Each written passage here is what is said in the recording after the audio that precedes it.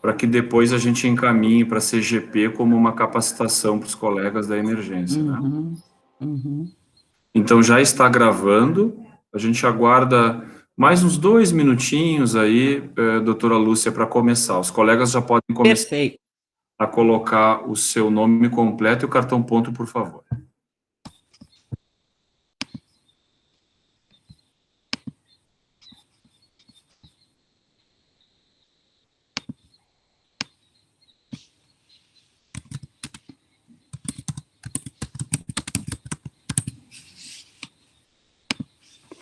Se quiseres já projetar, doutora Lúcia, a sua tela, já fica à vontade que a gente já inicia na sequência. Tá ótimo.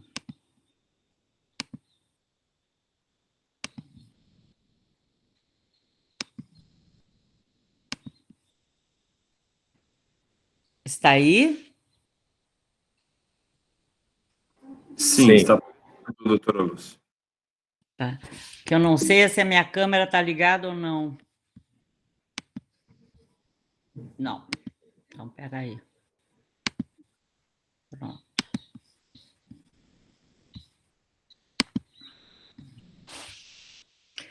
Então, quando puder iniciar, eu começo.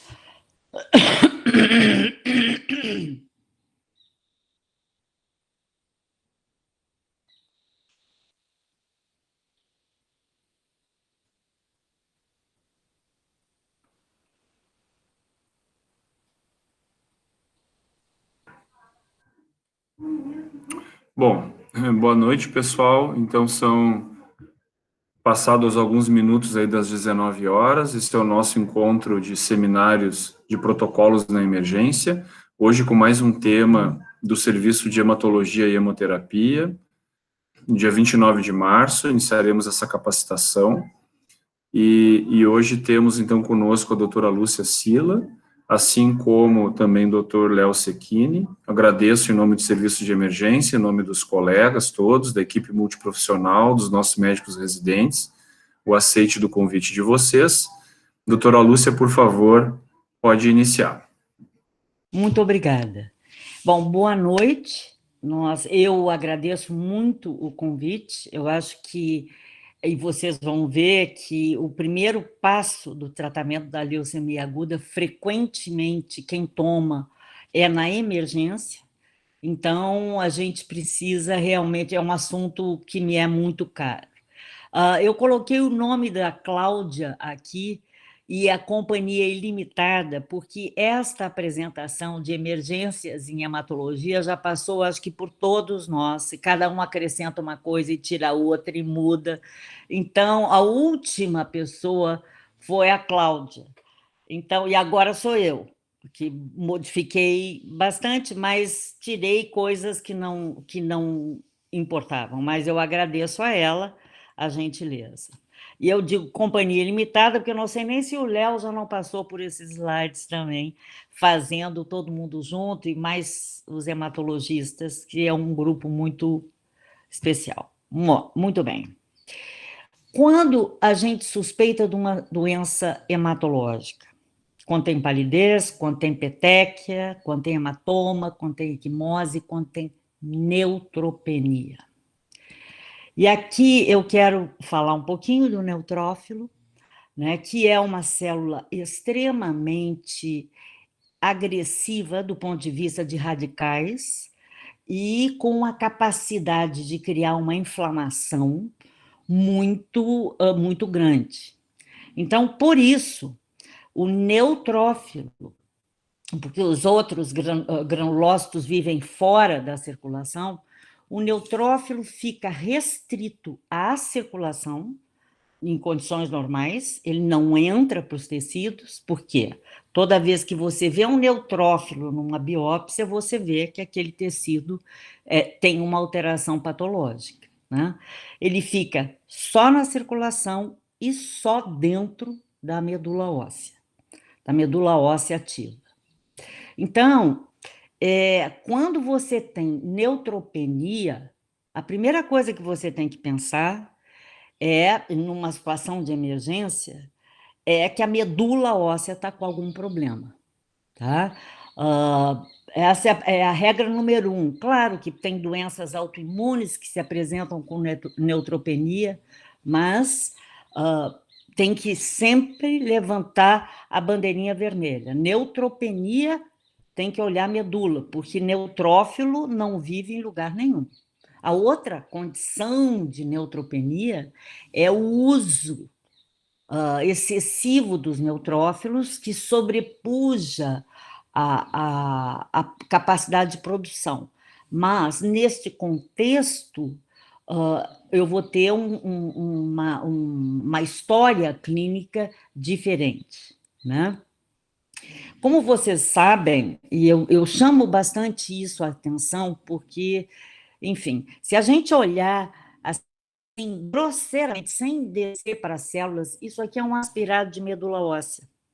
A gente vai ver, se a gente fechar o olho assim, a gente vai ver um monte de coisinha pretinha, escurinha, pequenininha, outros menos escuros, mais pequenos. Agora, o resto é precursor de neutrófilo, porque ele é o leucócito mais abundante no sangue e não pode sair do tecido. Bom, essa é uma medula óssea normal. Esta é uma medula óssea em que o indivíduo aparece na emergência pálido, com petequias, com eventual sangramento e sem neutrófilo praticamente nenhum. Tanto que a gravidade da aplasia é medida pelo número de neutrófilos. Então, pode ser uma aplasia, que é uma urgência urgentíssima, tá? Ou pode ser uma leucemia aguda, que substituiu completamente o tecido hematopoético normal, trazendo uma pancitopenia ou uma neutropenia, enfim, diminuindo drasticamente, sobretudo, o neutrófilo. Por quê? Porque linfócito vive no sistema linfóide, sofre expansão no sistema linfóide. Então, o grande ponto aqui é neutropenia, pensa na medula. Bom, outra dica é cuidado na emergência com o percentual de leucócitos, porque em doenças hematológicas não tem significado algum. A gente tem que olhar o número absoluto. Por exemplo, uma leucopenia, um percentual em leucopenia, significa que algum tipo de leucócito está diminuído, e não que tenha um outro aumentado. Isso parece, digamos assim, pueril, mas a gente tem o hábito de olhar o percentual. Lembra que em doença hematológica, são as células em número absoluto. Tá? Muito bem. A outra coisa que tem que chamar muito atenção, e eu sempre falo isso, é quando você tem a diferença entre um indivíduo com 200 linfócitos e com 200 neutrófilos é muito grande. Aqui pode se tratar de um HIV, por exemplo, em que ele vai ter infecções, mas é aquele caso, enfim, vai surgir febre, vai surgir infecção, não é a mesma coisa. Agora, o indivíduo que tem neutropenia é aquele que entra. Eu sempre digo, se chegar na emergência, um com linfopenia, linfocitopenia, outro com neutro interno, imediatamente, se só tiver um leito. Né? Neutro porque ele está de vida. Por que os pacientes hematológicos são graves, de uma maneira geral? Porque eles sangram, porque ficam sépticos e chocam, porque apresentam várias alterações hidroeletrolíticas e porque podem ter, inclusive, compressões de órgãos vitais, como uma hemorragia, como a gente vai ver, um hematoma. Bom, paciente hematológico sobrevive? Paciente com leucemia aguda sobrevive? Sim.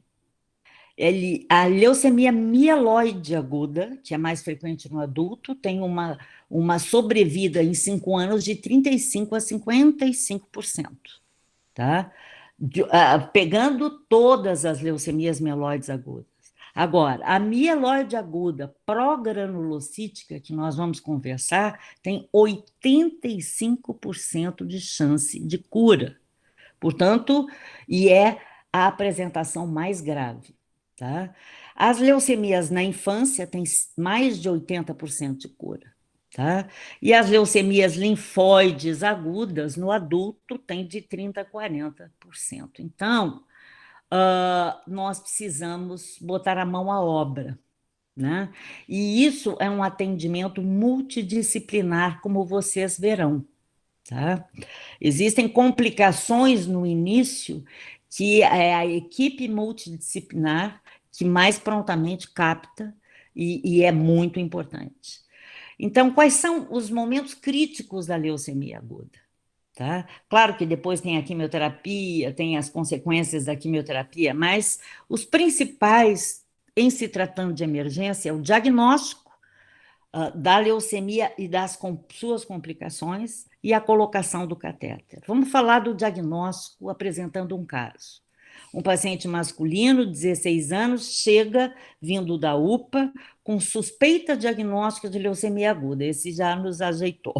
É um paciente que está desártrico, parestesia na mão esquerda, com parestesia e com taquipneia.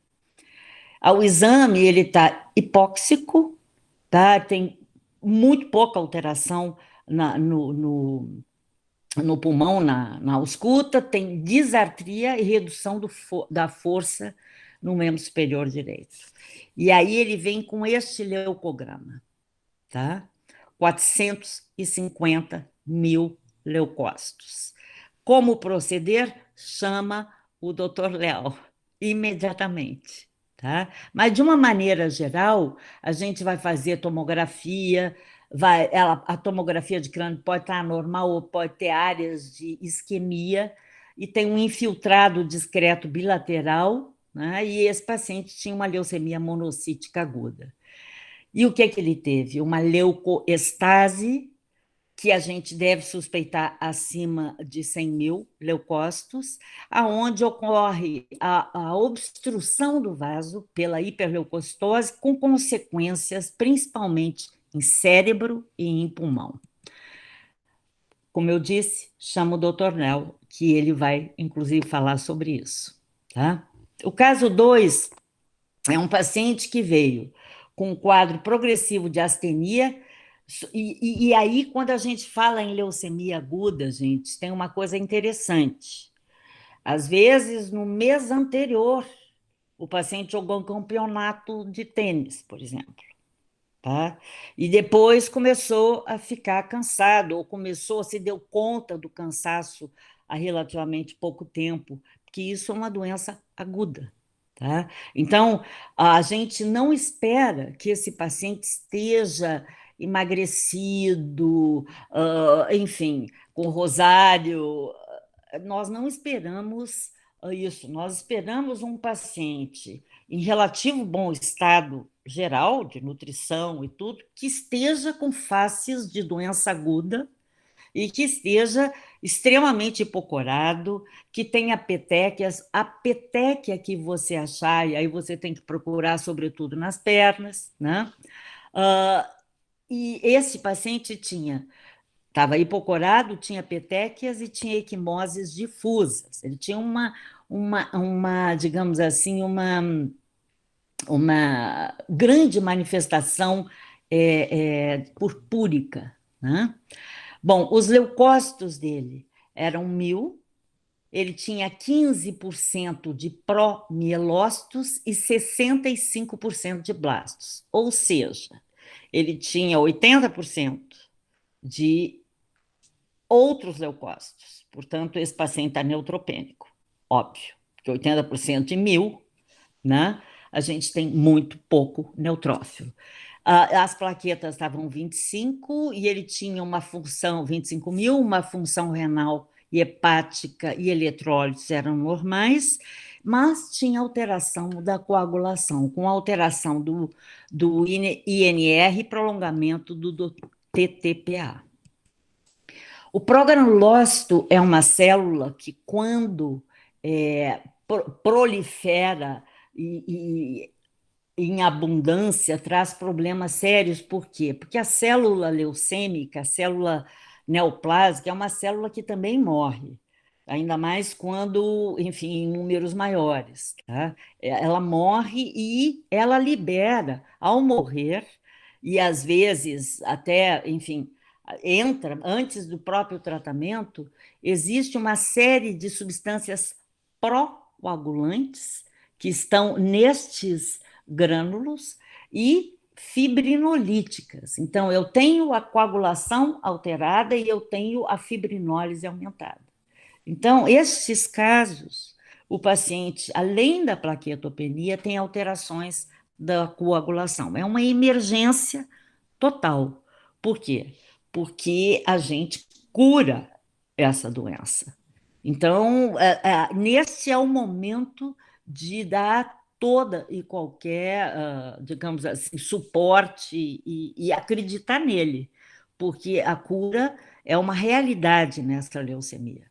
As questões trombohemorrágicas geralmente acontecem no começo, e mais, elas podem estar subclínicas. Então, na avaliação do paciente que você até já suspeita que tem a leucemia, ou que chegue com um hemograma de leucemia, você tem que pedir a coagulação. Você aí na prática. Tem que pedir a coagulação para ver se a coagulação não está alterada subclinicamente. Bom, o quadro é semelhante a CIVD, tem sangramento cerebral muito frequente, pulmonar também. Pode acontecer trombose, porque pode ser mais coagulação do que anticoagulação ou descoagulação. Então, é bastante grave essa questão. Você pode ter tromboembolismo, você pode ter AVC também, tá? Então, esse paciente precisa do suporte intensivo, precisa começar imediatamente o ATRA, que é o ácido transretinóico, que é a vitamina A, que os chineses descobriram ser extremamente efetivo na leucemia progranulocítica aguda, e é. Então, acontece uma maturação, a ATRA ajuda ao progranulócito a amadurecer. No momento que ele deixa de ser progranulócito e passa a ser mielócito, o perigo do sangramento vai parando. Então, temos que começar o ATRA, é uma urgência, tá? E repor crio hemoderivados e hemocomponentes em geral, né? Então, esse é chave esse tratamento. E esse tipo de paciente é um paciente com muita petequia, quando ele está na fase já de alteração da coagulação, ele tem muita petequia, muita equimose. Chama atenção até. E a hora de puncionar é complicado. Tá? De novo, qual é o problema? Principal é a neutropenia febril. Né? Para isso, existe protocolo no hospital, para ver se é hemorrágico também, enfim, mas é bastante definido. Né? E a seguir o choque séptico. Tá? Então, é muito frequente em infecção, e a gente sabe que as infecções em primeiríssimo lugar são muito frequentes no paciente que se apresenta com leucemia. Tá? Ele pode também ter uma infecção fúngica, mas ela, nesse começo, é menos frequente. E o que é essa infecção bacteriana? Na maioria das vezes, é translocação da própria flora intestinal.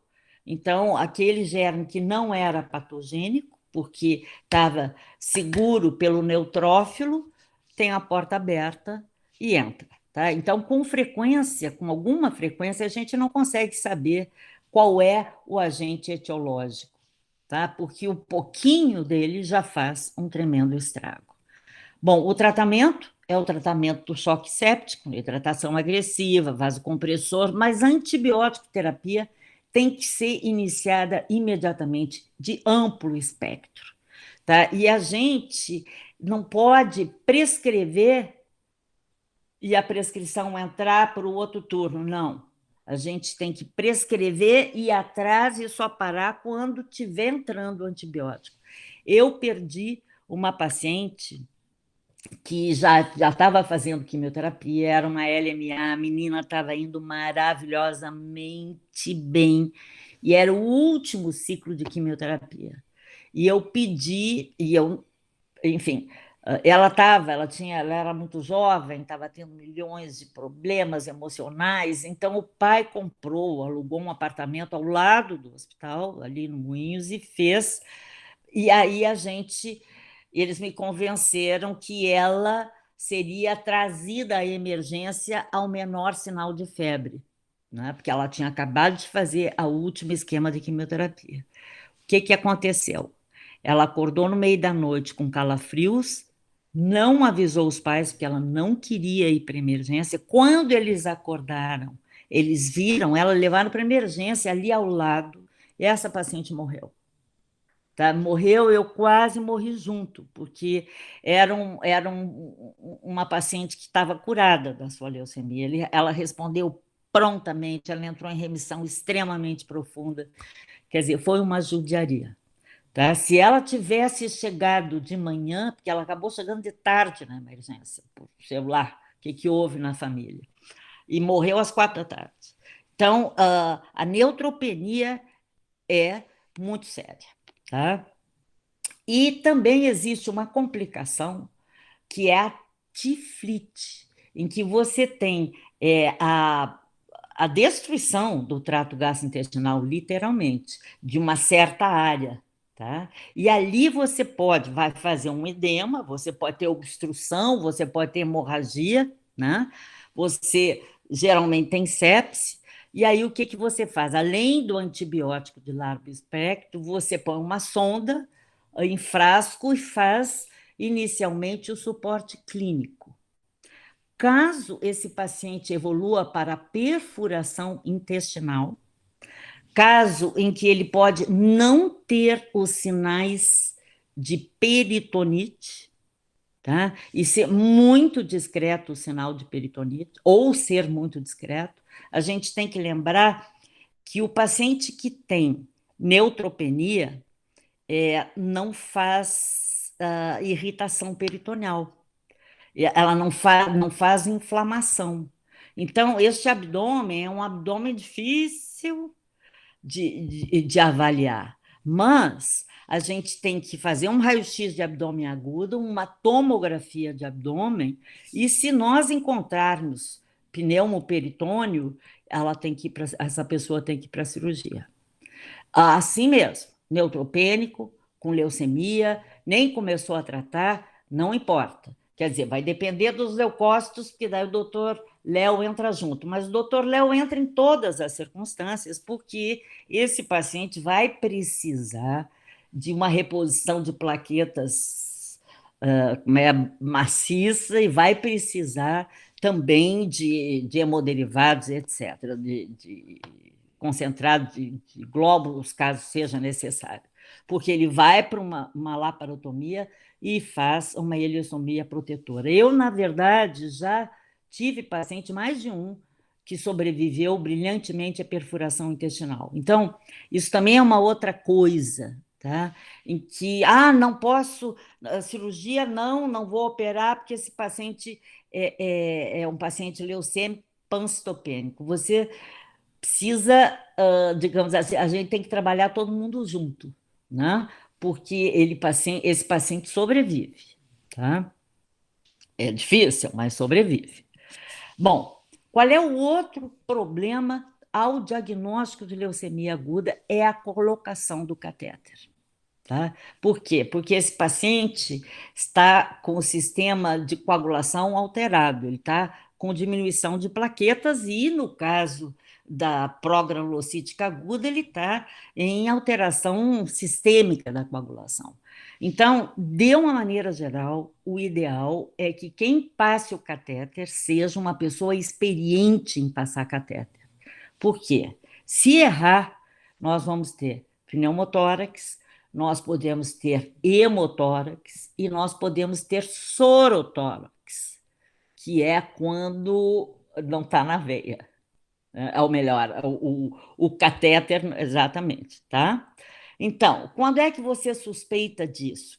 E aí é que eu digo a importância total da equipe multidisciplinar, da enfermeira, da auxiliar, do pessoal passando. Ele tem o catéter, foi difícil de passar, tá? O catéter está sem fluxo, refluxo, está meio problemático, o indivíduo pode ter dor torácica, dor ventilatória dependente, dispneia, e ele pode, inclusive, entrar numa insuficiência respiratória aguda.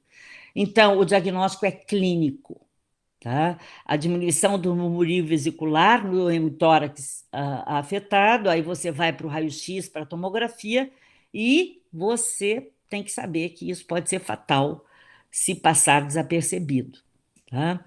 Então, o tratamento é a drenagem. De novo, não estamos preocupados com plaquetopenia, em primeiro lugar, nós temos que salvar este pulmão. Então, doutor Léo, hemoderivados.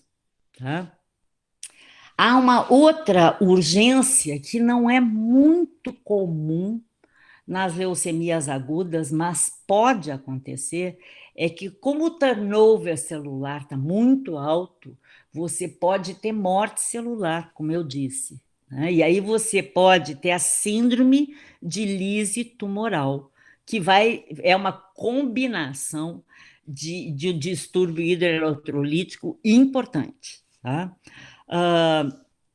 Ela é mais observada pós-quimioterapia, claro, mas eventualmente o paciente chega nessas condições, tá? Nesse caso, você vai ter hiperuricemia, hipercalemia, hiperfosfatemia, acidose lática, hipocalcemia, e se você tiver, é possível até que você tenha que chegar à insuficiência renal aguda e tenha que chegar... Ah, eu não consegui tirar isso. Será que eu consegui? Eu acho que não. Então, você vai precisar hiperidratação, o halopurinol, naturalmente, a rasburicase, caso o paciente não tenha VO e seja refratário ao halopurinol, monitorização de eletrólitos a cada 6 a 12 horas e manter a correção, tá? E, eventualmente, a hemodiálise. Bom, o outro o problema é que o paciente pode chegar dentro desse quadro, tá? E aí pode acontecer na progranulocítica aguda, em que você pode ter um AVC hemorrágico. Normalmente são situações em que o indivíduo tem menos de 10 mil plaquetas e há a coexistência de hipertensão arterial, mas não é necessário que exista a hipertensão arterial. Pode existir alguma fragilidade e o paciente faz uma hemorragia cerebral, tá? Com cefaleia, com perda de força, com alteração da sensibilidade, diminuição do sensório, coma e até parada. O que a tomografia vai ser a nossa arma principal, neste caso, e, de novo, a gente tem que sempre manter em mente que o paciente com leucemia aguda pode ser curado. Então, a gente chama a neuro, a gente, de novo, chama o doutor Léo e a gente, de novo, opera esse paciente, se for o caso. Tá? Eu queria, sei que falei rapidinho, mas é que eu gostaria, eu sei que nós dois, eu e o doutor Léo, estamos aqui, e eu queria saber se vocês têm alguma pergunta, se eu os esclareci. Eu tentei fazer a coisa mais simples possível. Lúcia, te agradeço muito, acho que esse era o objetivo, algo mais rápido, noções iniciais, né, do paciente que, exatamente como tu falaste, né, vem aquela ligação de uma UPA dizendo que está chegando um paciente com tal leucograma, né, exatamente esse é o nosso cenário. O que eu queria te perguntar rapidamente, antes de você passar a palavra para o Léo, algum cuidado específico na hora do pedido da transfusão da hemoterapia desse paciente, por exemplo, com anemia, enfim, que a gente tenha que solicitar algo específico, algo especial, pensando em não atrapalhar, de alguma forma, condutas futuras, assim, do ponto de vista hematológico? Sim, quando se trata da... Quer dizer, de uma maneira geral, na leucemia aguda, não. É claro que... Eu vou responder assim. É claro que a gente tem, lógico, em anemias intensíssimas, isso, mas isso tudo vocês já sabem. Qual é o platô, qual é o momento de transfundir. Então, de uma maneira geral, exceto o caso do indivíduo com a progranulocítica, não há nenhum cuidado especial. É transfusão. Agora, quando a gente está tratando de um paciente que internou por pancitopenia apenas, com suspeita de uma doença na medula óssea, tá? A gente tem que pensar, claro que na emergência você vai proteger aquele indivíduo, tá? Você vai transfundir, você vai dar antibiótico, enfim, você vai proteger. Mas tem que cuidar com a hipertransfusão, porque enquanto não saiu o diagnóstico de leucemia, pode ser uma aplasia de medula óssea. E a aplasia de medula óssea, que o hemograma pode ser igual, porque a gente cada vez mais, ou deveria cada vez mais, fazer o diagnóstico de leucemia naquela fase de pancitopenia, quando os blastos ainda não caíram no sangue periférico. Tá? É a melhor, é ideal, porque o volume tumoral é pequeno. Então, o diagnóstico que se impõe nessa pancitopenia é ou o indivíduo, porque ele pode não ter blasto, como eu disse, ou o indivíduo tem aplasia, ou o indivíduo tem leucemia aguda. Então, nada exagerado em termos de hemoderivados, por quê? Porque o indivíduo com aplasia de medula óssea, o tratamento é transplante de medula óssea, é uma urgência, e esse transplante será pior se ele foi submetido a inúmeras transfusões. Então, esse é um paciente que a gente mantém no leito parado e evita transfundir até plaqueta. Mas é claro que tem situações importantes. Não sei se eu respondi a tua pergunta. Não, era exatamente essa a dúvida nesse sentido de o paciente que pode ser candidato a terapias futuras, né? Perfeito. Exatamente, exatamente. Colegas, alguma pergunta, por favor? Antes da gente, acho que depois o Léo vai falar também, né, Lúcia? Vai, o Léo vai Sim. nos dar uma aula aí também. É o Léo, nosso próximo professor, o doutor Léo. olha só. Já está Léo, na... tu tens alguma tela para projetar, Léo? Tenho.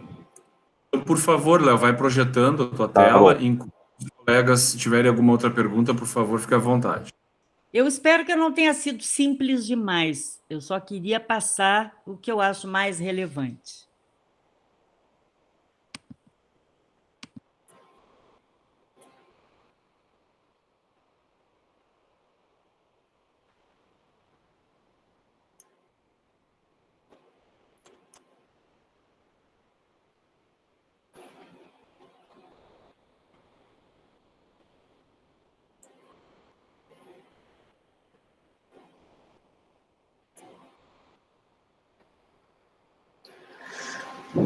Bom, boa noite então a todos. Obrigado, Zé Pedro, pela oportunidade.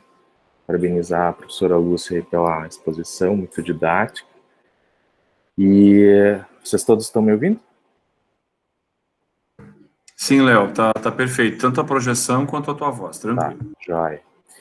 Então, eu pedi para a professora Lúcia encarecidamente para ficar com essa parte que me é mais afim, né, na parte de hiperleucocitose, como ela citou. Então a gente vai falar então sobre uma fração então de pacientes que desenvolvem como parte do seu quadro clínico de leucemia aguda essa hiperleucocitose. Então a hiperleucocitose, como a professora Lúcia também já destacou, ela é definida como uma contagem de leucócitos acima de 50 a 100 mil por microlitro. Isso independe, a rigor, do número de blastos.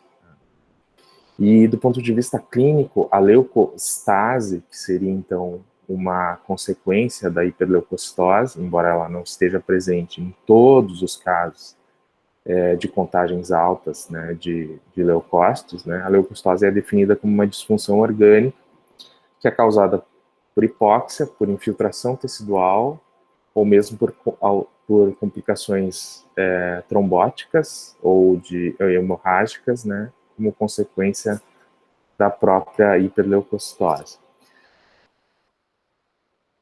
Essa complicação pode ocorrer em até 30% dos casos de leucemia mieloide aguda, sendo que dentro desse subtipo, então, de leucemia aguda, a gente tem isso mais comumente aparecendo nas leucemias mieloides de linhagem monocítica, que seriam, na antiga classificação da FAB, a M4 e a M5.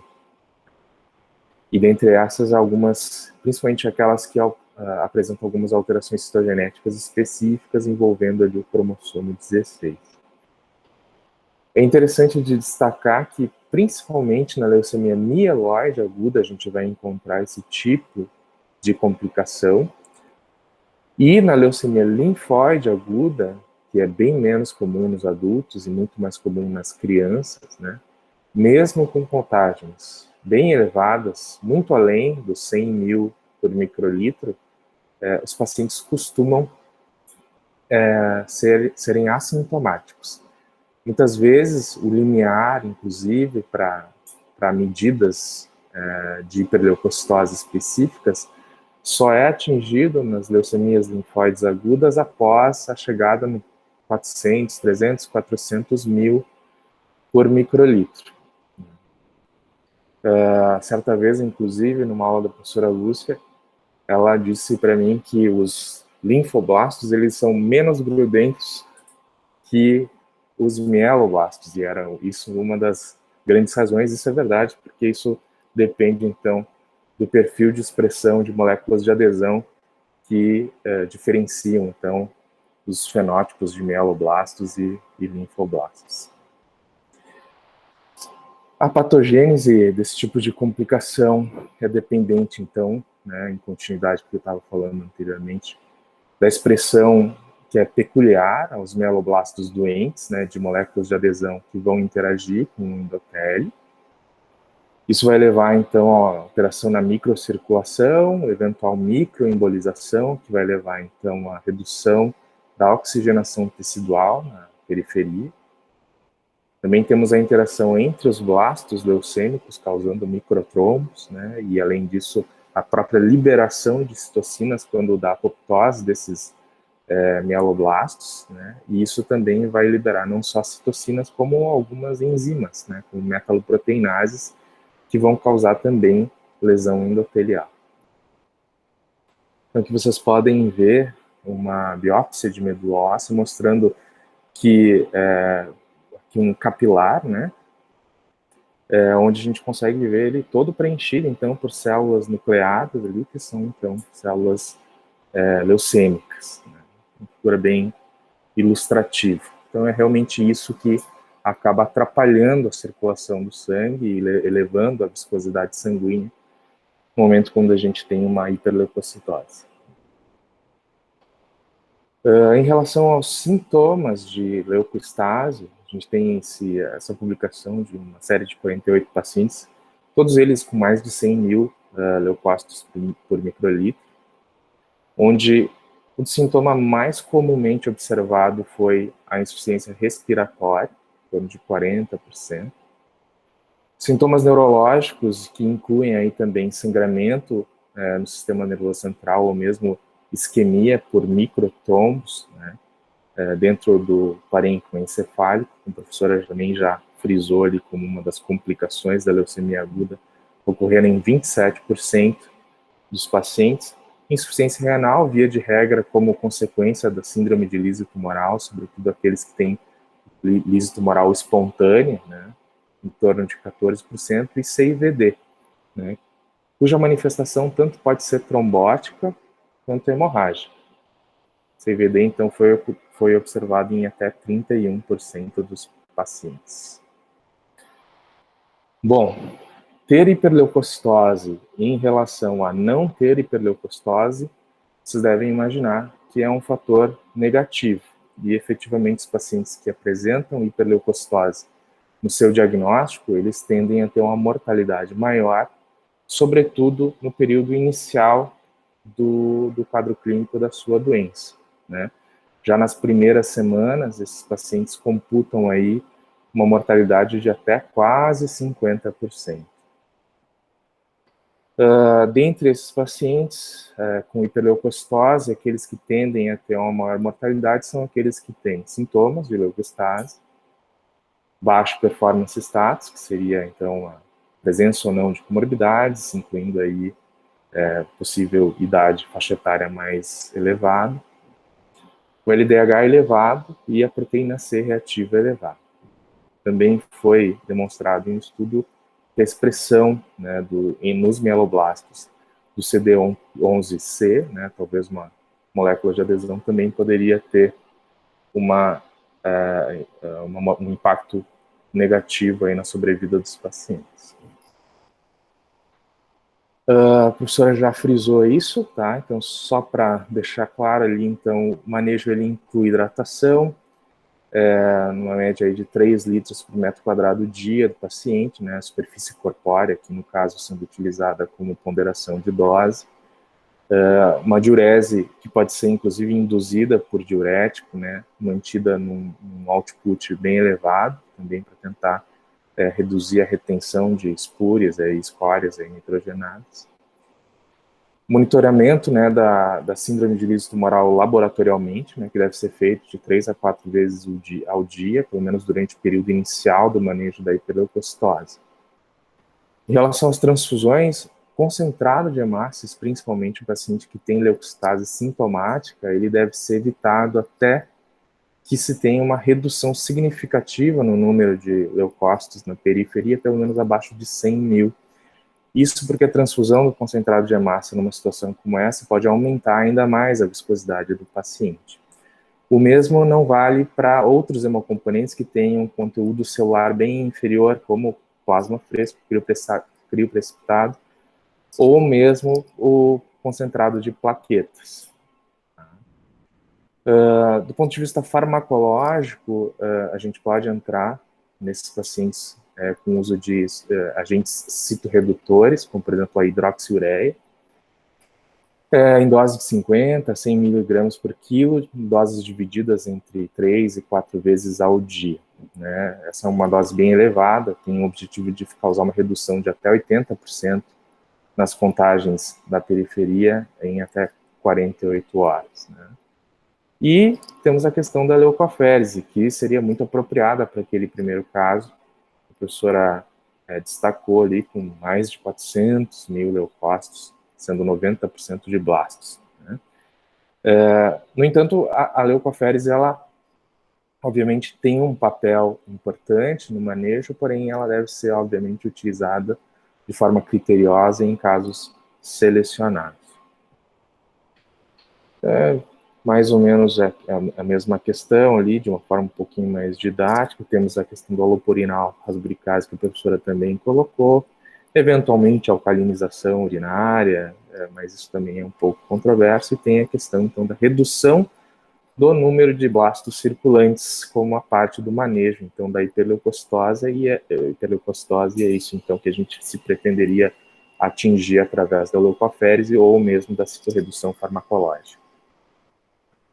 Em relação à leucoférese em específico, né, trata-se de um procedimento feito com um equipamento, talvez vocês ainda não tenham tido contato com ele, mas é uma máquina de aférese, né, comumente chamada, e é o mesmo equipamento no qual se fazem outros tipos de procedimento de aférese, como plasma-aférese, ou mesmo quando a gente tem doações, né, doações de plaquetas, chamadas plaquetas de máquina, ou até mesmo outros tipos de doações, como por exemplo célula-tronco periférica, né, Todos os procedimentos citados, eles utilizam o mesmo tipo de equipamento.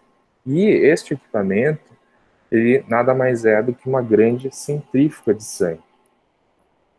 Essa centrífuga, ela vai ter o intuito de separar o nosso sangue, o sangue que está correndo dentro dela, e lembrando que isso ocorre de forma simultânea ao momento em que o paciente está ligado à máquina. E nessa centrífuga, então, a gente consegue separar as diferentes frações do sangue, por exemplo, o plasma, o buff coat, que é uma camada muito delgada, via de regra, em situações normais, composta de plaquetas e leucócitos, e a camada eritrocitária, que perfaz também grande parte aí do nosso sangue em situações normais. Separando essas diferentes camadas através de centrifugação, e acho que todos vocês já tiveram oportunidade de ver um tubinho de amostra de sangue depois de algum tempo parado, onde a gente consegue ver claramente a separação, pelo menos da camada eritrocitária e do sobrenadante ali, que dependendo do tipo de tubo de coleta, ele vai ser chamado, denominado plasma ou soro, enfim, mas é o sobrenadante. Então, o equipamento ele nada mais do que fazer essa separação, porém em vivo, praticamente, né? Claro que não é dentro do corpo humano, mas é em paralelo à nossa circulação, e com isso ele consegue, né, separar, reter, melhor dizendo, uma determinada parte daquilo que está se separando, uma fração. E essa parte que fica retida pode ser qualquer parte, na realidade, né? Então, se for uma plasmaférese, nós vamos estar retendo a camada do sobrenadante. Se for uma leucoaférese, nós vamos reter a camada de leucócitos do buff coat. Se for uma plaquetaférese, nós vamos remover a parte das plaquetas e assim por diante. Então, essa é uma figura ilustrativa, é um dos tipos de centrífuga com a qual se trabalha, né, mas existem modelos diversos. É só para demonstrar que, uma vez entrando nessa centrífuga, o sangue ele sai em diferentes canais. Cada canal ele vai ter, então, a retirada de dentro dessa cinta de centrífuga de uma parte, de uma fração do sangue que já está separada. E no caso da leucoaférese vai ser, então, o buff coat, a presença ali dos leucócitos, principalmente. Aqui a gente vê o sangue entrando por uma extremidade do canal, esse sangue ele vai ser, então, submetido a uma força centrífuga, e ao chegar a outra extremidade do canal, ele já vai estar separado, e aqui a gente tem a parte onde ficaria, então, os leucócitos, no caso de uma leucoaférese, que seria retido dentro de uma bolsa satélite plástica. E ao final do procedimento, o que nós podemos ver é exatamente isso. Então, a gente tem, obviamente, uma contaminação com algum grau de plasma, algum grau de hemácias, isso é inevitável, mas vocês podem ver que a grande parte, então, desse produto final da leucoaférese, na verdade, é representado, então, por leucócitos, que é esta camada brancacenta aqui, bem no meio, entre a camada de eritrócitos e a camada de plasma. Com relação ao próprio procedimento, então, como eu tinha comentado anteriormente, que a gente deve utilizar bastante de ponderação para indicar esse tipo de tratamento, né? Nós não temos nenhum ensaio clínico randomizado que tenha comparado efetivamente os pacientes de forma aleatorizada entre fazer ou não leucoaférese, sobretudo pacientes com hiperleucocitose, né? A maioria das evidências que nós temos vem de estudos observacionais, eminentemente, né? Temos resultados que são conflitantes, assim como em outras questões específicas de tratamento na literatura. E uma das questões, talvez, que seja mais premente é porque esses são pacientes, efetivamente, que têm um prognóstico pior, né? E, portanto, existe uma seleção, uma população de pacientes que potencialmente vão ter um pior resultado quando realizando ou não a leucoaférese. De qualquer maneira, eu vou trazer algumas meta-análises, só para passar rapidamente aquilo que a gente tem, então, hoje, de suporte em termos de evidência para a utilização de leucoférese. Nesse estudo aqui nós temos uma comparação entre protocolos institucionais de tratamento para hiperleucocitose, então fazendo uma comparação entre diferentes instituições e seus protocolos. Tem algumas instituições que não adotam leucoférese, algumas apenas para casos selecionados e outras só, aliás, fazem de forma profilática. Então, para todos os pacientes que têm hiperleucocitose, eles praticam a leucoférese.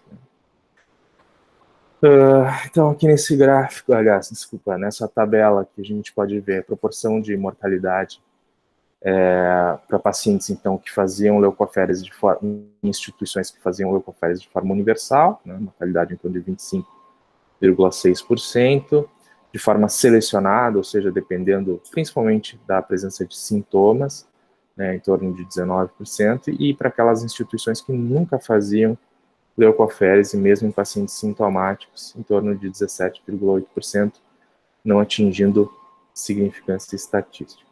Então, o que a gente pode concluir a partir desse trabalho é que, aparentemente, a proporção de morte precoce nos pacientes que fizeram ou não fizeram, né, leucoférese não mudou, certo? Aqui a gente também tem diferentes outros extratos sendo comparados aqui, mas eu queria chamar a atenção para esse primeiro.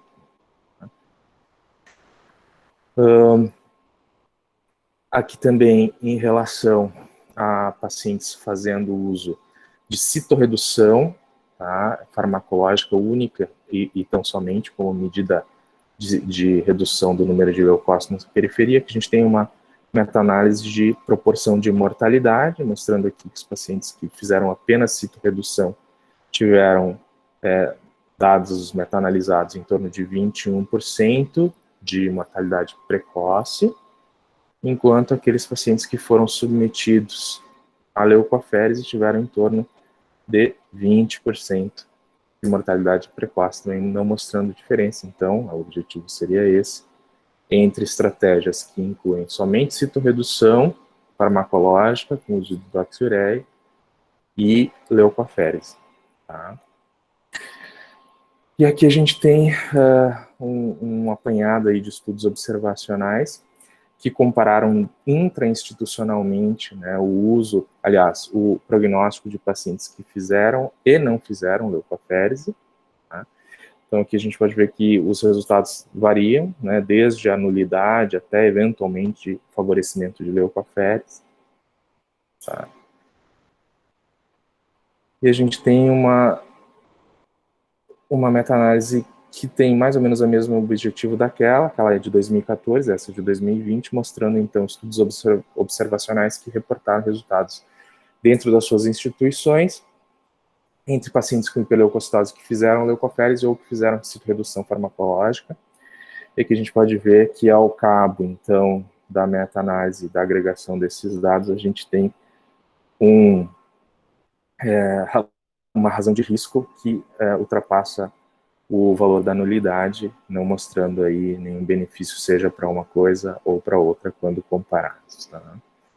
Então, acho que, por fim, só queria colocar, então, que a leucoférese, ela obviamente tem seu papel, ela é uma terapia de ponte, né, a bridging therapy, onde o paciente, sobretudo aqueles com presença de sintomas de leucostase, eles têm, obviamente, uma melhora clínica bastante significativa, né, dos seus sintomas, uma vez realizada a leucoférese, onde a gente consegue, dependendo da qualidade do procedimento, uma redução de até 60% do nível basal de leucócitos, né? Isso é uma questão de 2 horas de procedimento, mas esse é um procedimento que não impacta, principalmente na questão de mortalidade dos pacientes, então realmente ele deve ser reservado, sobretudo para pacientes que têm sintomas, ou que têm complicações, sobretudo de lise tumoral, onde se tem, então, o objetivo de reduzir, pelo menos no curto prazo, complicações relacionadas à hiperleucocitose.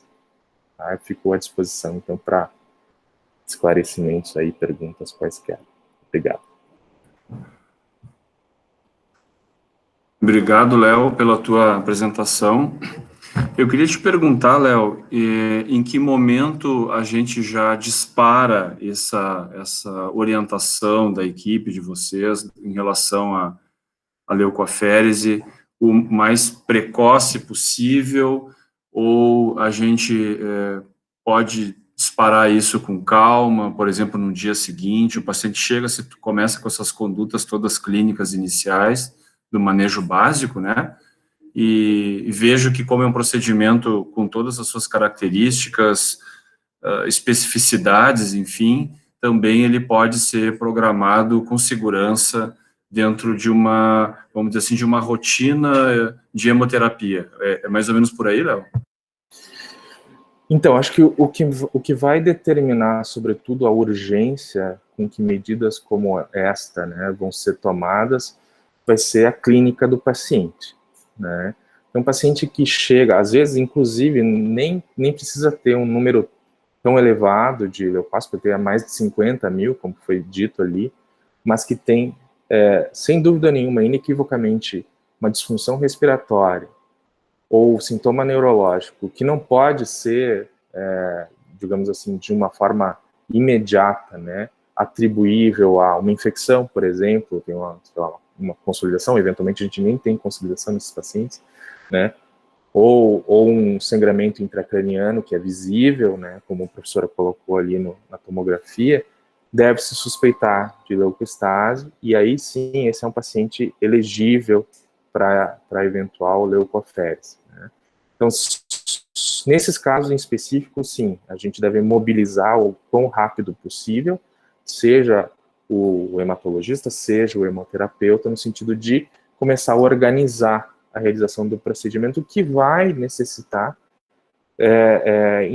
inevitavelmente, de algum acesso venoso, né? E aí a gente também tem a questão do catéter ali que a professora colocou, que nesse primeiro momento vai ser um catéter, então, para realização de um procedimento dessa natureza, que não pode, acho que é interessante até frisar, não pode ser um duplo lumen, como o que nós costumamos passar para terapia de paciente, uma vez que esse catéter ele tem que ter um refluxo de um fluxo bastante importante, né? É um pouquinho inferior ao que é requerido para diálise, mas da mesma forma nós precisamos de um catéter de Schiller, né? Ou assemelhado para realização do procedimento. Pacientes com hiperleucocitose, que se apresentam à emergência com hiperleucocitose, mas que são absolutamente assintomáticos, e às vezes a gente vê pacientes com números bastante respeitosos, vamos dizer assim, de leucócitos, que estão absolutamente sem sintoma algum. Esses pacientes eles podem ser avaliados com um pouco mais de calma, né, e eventualmente são elegíveis para uma citorredução farmacológica, ou mesmo para início de terapia, se assim se julgar razoável, né? Sempre lembrando que, uma vez iniciada a terapia de alta dose, paciente que tem um volume tumoral muito grande, pode eventualmente precipitar síndrome de lise tumoral, então todos os cuidados relativos a isso devem já estar implementados. Perfeito, Léo, obrigado. Colegas, por favor, algum comentário? Nossos residentes, contratados. Roger, Daniel, algum comentário, por favor?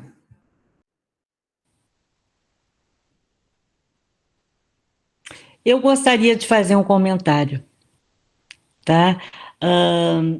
Nós atendemos há anos atrás, eu acho que mais de 15 anos, aí no Hospital de Clínicas, chegou na emergência uma moça de 18 anos que vinha com quadro de pneumonia de repetição, tá? E aí tinha sido diagnosticada, ela vinha da Serra, tinha feito raio-x, tinha lá uma consolidação, e ela foi tratada com antibiótico, mas a coisa foi piorando. Ela foi piorando, ela tinha dor pleurítica, enfim. E aí ela chegou no Hospital de Clínicas e fez um hemograma e se viu que ela tinha uma leucemia. Tá? E era uma leucemia linfóide aguda, assim, de livro. Não foi difícil de fazer essa hipótese. Tá? Bom, que é uma coisa estranha, você ter um paciente com leucemia aguda e com consolidação pulmonar, Porque quem tem leucemia, quem não tem neutrófilo, não faz isso. Aliás, eu queria também voltar a este assunto, tá? Daqui a pouco eu vi uma coisa, linfocitopenia. Porém, na hora de passar o catéter, o contratado sentiu uma dificuldade. O catéter foi e, quando chegou no coração, ele trancou. Tá? Quando chegou no átrio, ele trancou. E aí pediu uma ecografia. Essa paciente tinha um tumor de células leucêmicas grudadas, tá, dentro do átrio direito, com um pedículo colado à parede, tá? E ele fez, assim, em menos de 24 horas nós tínhamos tudo. O que ela estava fazendo era, como é que se diz? Derretendo, o coração batia e saía blasto. Fazia Assim, microembolizações. e ela estava fazendo embolizações. Essa paciente foi para o CTI, porque a dor era intensíssima e ela fazia morfina V constante e foi tratada e está curada. Quem curou foi aquele início, entende? Que foi muito especial. Então, eu acho que é uma coisa bastante importante. Eu queria só fazer mais um comentário, que eu vi há pouco um caso de uma hiperproteinorraquia num indivíduo com sintomas neurológicos, que foi descartado o diagnóstico de, isso num outro hospital, de, enfim, de meningite viral, porque não havia linfócito. Porém, o paciente tinha 200 linfócitos no sangue periférico. Quer dizer, não dá para ter linfócito no líquor. Teria que tirar todo o líquor, centrifugar para achar alguns linfócitos. Então, de novo, a gente tem que olhar sempre o hemograma e o que está acontecendo ali. Porque a gente, às vezes, sabe, tem que lembrar, quando não tem célula, não tem reação. Quando não tem célula no sangue periférico, não tem célula em lugar nenhum. Né? Então, apenas essas duas observações que eu acho que são importantes. E muito obrigada. Eu queria perguntar para vocês agora, falando do ponto de vista do sofrimento das pessoas, né? Para mim sempre foi muito impactante assim lidar com esse diagnóstico, com essa chegada desse paciente no hospital, a carga de sofrimento assim emocional que esse paciente traz com aquele hemograma na mão, a família junto, né?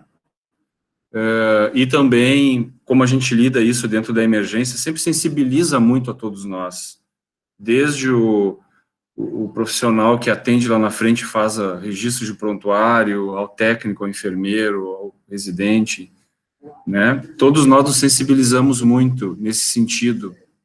Então, eu queria entender como vocês montam, assim, como é que é esse time multiprofissional para dar suporte para esses pacientes no momento em que eles chegam ali conosco e, obviamente, depois vão para a enfermaria, mas se nós temos na emergência, a gente dispara precocemente o apoio da nossa equipe de psicologia e também do serviço social, diante de alguma demanda que essa família tenha, né?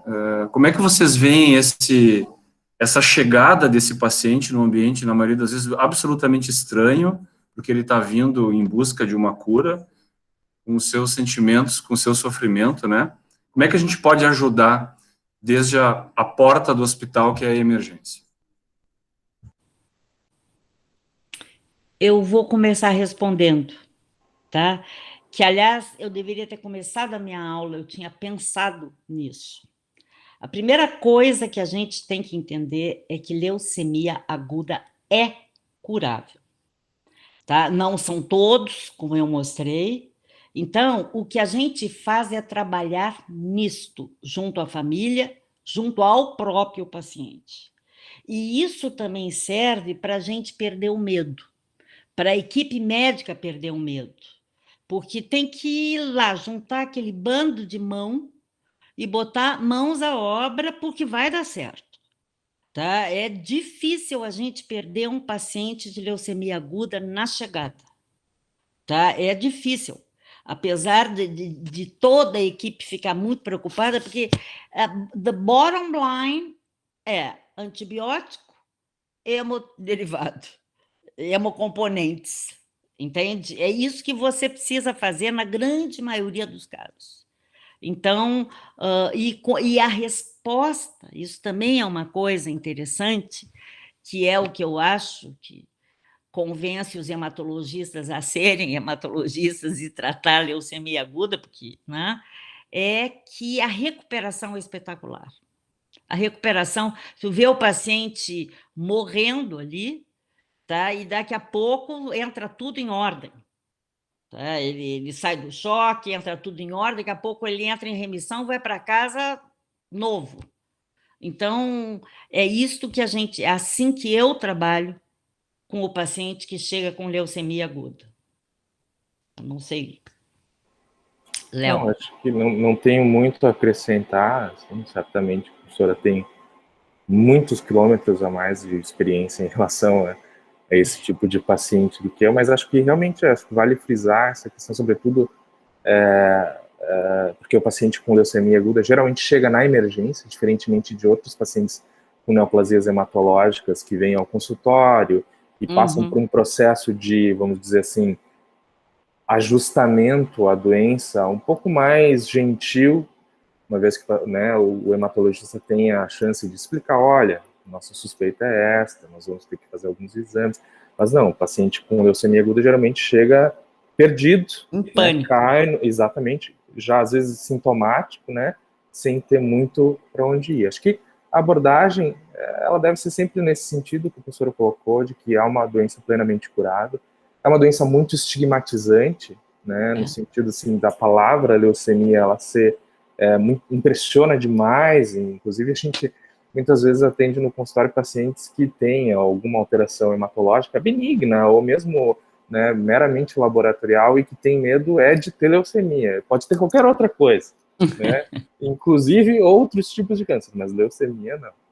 Enfim, então é no sentido de tentar tranquilizar, de colocar realmente que esse período inicial de doença, ele é mais turbulento, mas que eventualmente, como a professora colocou, ao final da sua internação, o paciente sai inteiro, sem cabelo, mas sai inteiro, né?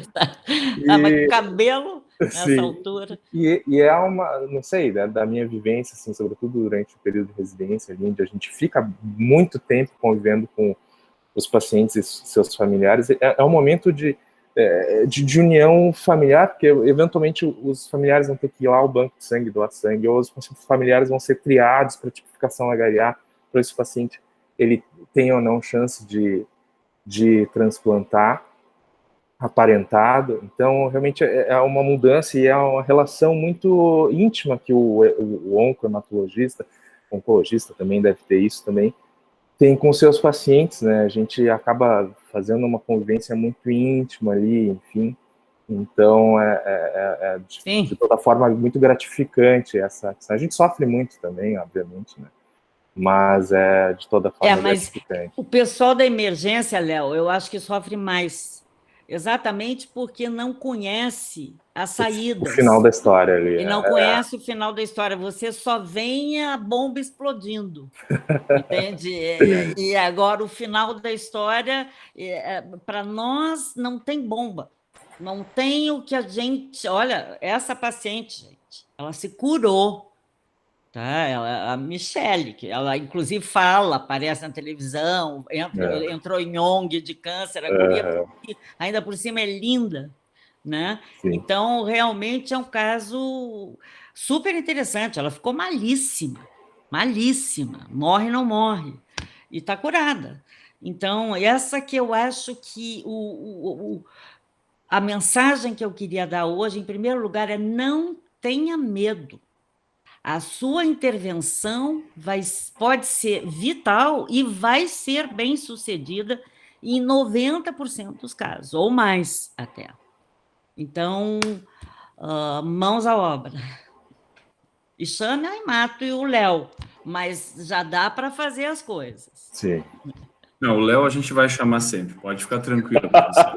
Aí a gente aciona ele rapidamente, né, Léo? A gente encontra ele sempre. Todo dia. E a gente só tem a agradecer aí a equipe de vocês como um todo, né? Que nos dão um suporte tremendo nesses momentos difíceis, decisões difíceis, né, Léo? Mas é assim que a gente constrói o nosso foco, nosso objetivo de cuidar bem dos pacientes, né? Muito bom. Aberto, pessoal, pelo adiantado da hora, já passamos de 1 hora, se algum dos colegas quiser fazer alguma pergunta, senão a gente antecipadamente aqui já agradece a doutora Lúcia, ao Léo, por esse momento aí de aprendizado e de troca de experiências e de vivência que vocês nos passaram, estímulo também nesse enfrentamento aí no nosso dia a dia, né? Fiquem à vontade para perguntas, senão a gente encerra dentro de alguns minutinhos.